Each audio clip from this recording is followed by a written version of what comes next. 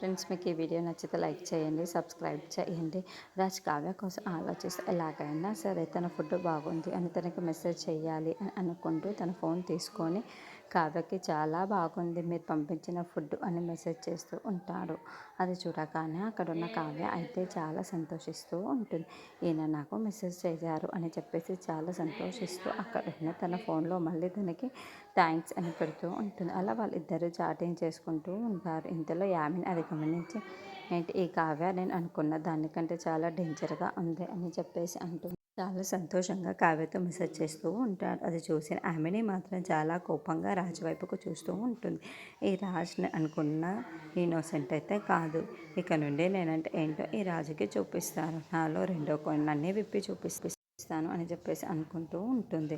ఇంతలో అక్కడున్న కావ్య మాత్రం రాజు మెసేజ్ చేయడంతో చాలా సంతోషించి ఈయనకి ఎలాగైనా దగ్గరయ్యి మళ్ళీ తన గతాన్ని గుర్తుకు చేయాలి అని చెప్పేసి అనుకుంటూ ఉంటుంది.